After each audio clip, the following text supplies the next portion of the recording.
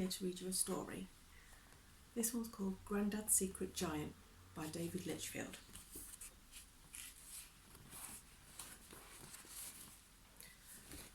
Okay. Little Billy was in a pickle. Grandad, he said, "We've been painting the town mural all day, but we just can't finish it.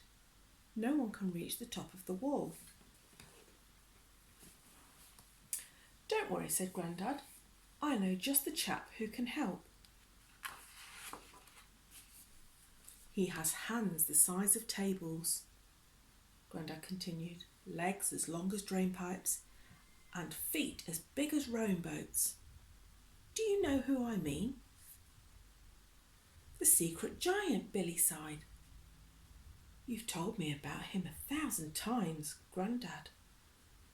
"You're making it up." "I never make things up," said Grandad.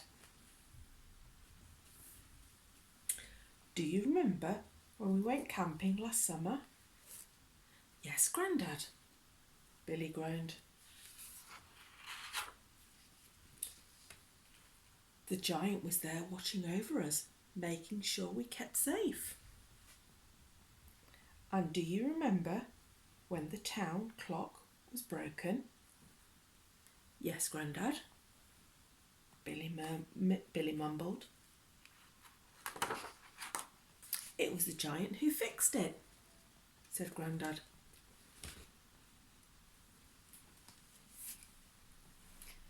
"And do you remember when our boat got caught in the storm?" "Yes, Grandad," Billy sighed.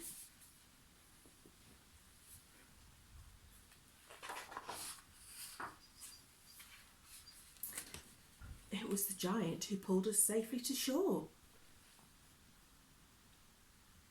"But that's impossible, Grandad," Billy said. "I didn't see a giant."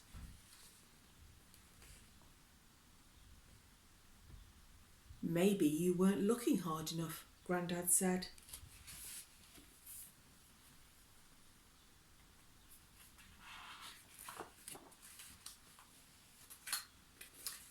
"And that's not all the giant's done. He's also stopped the giant oak from falling in the wind, helped the cars cross the bridge when the part of it fell down, caught your kite before it blew away, and rescued Murphy when he got stuck on the roof. The giant does all these things for our town, quietly and without making a fuss, and nobody knows except for me. You don't get to be my age without sharp eyes."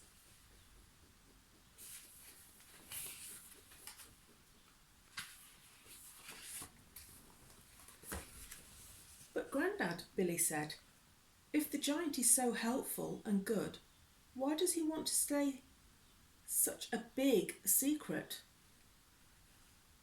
"Because people are scared of things that are different," said Grandad.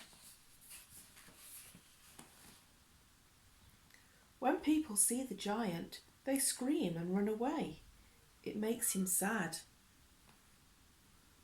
"I wouldn't be scared of a silly old giant," Billy scoffed. "If he was real, which he's not." "Try getting up and going to the mural tomorrow at dawn," Grandad said, with a wink.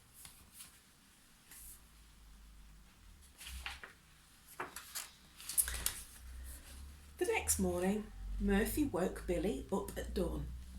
He tried to go back to sleep, but Murphy wouldn't stop barking.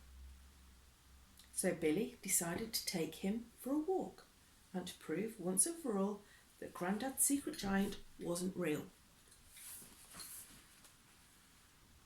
When they got closer to the mural, Murphy whined nervously. "Don't be daft, boy," said Billy. As they turned the corner, "There's no such thing as a..."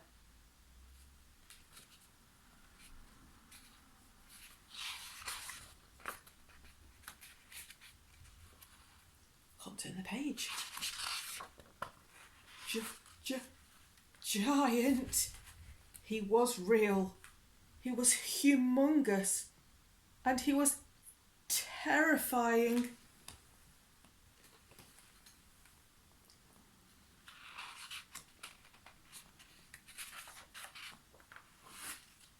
Billy ran away as fast as he could. But then he had a thought. Maybe this was what Grandad meant when he said people were scared of things that were different. Billy turned back.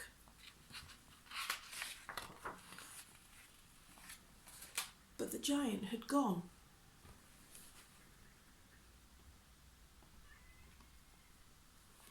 Billy went to Grandad's and told him what had happened. I shouldn't have run away, he said sadly. Well, we all make mistakes. Sometimes, said Grandad, but I'm sure you can think of a way to make the giant feel better. What makes you feel better when you're upset? Billy thought for a moment. Then he had a great idea.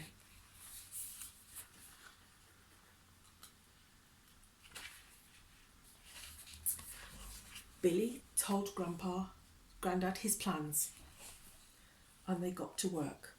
They hammered, they sawed, they worked hard all day to make the giant a present he would never forget. When it was finished, Billy and Grandad hoisted Murphy up high, hoping the giant would come and rescue him again.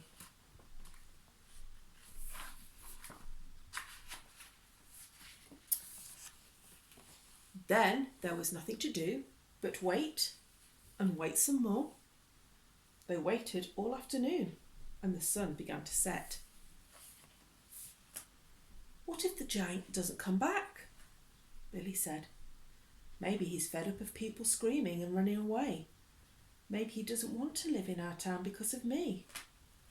But then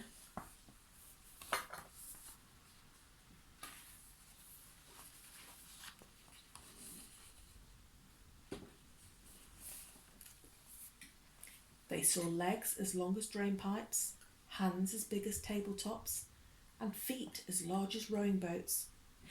It was the giant.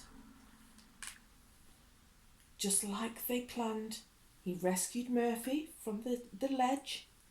Then the giant saw the present.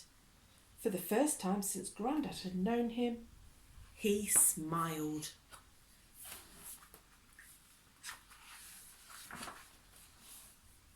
Because what Billy had realised was that the giant wasn't just a giant, he was also a person.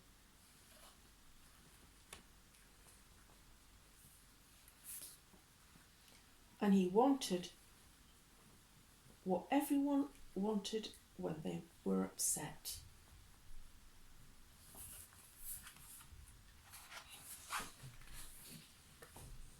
A friend.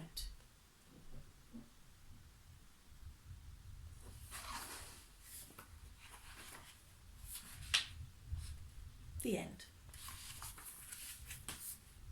Thank you for listening. Stay safe, everybody.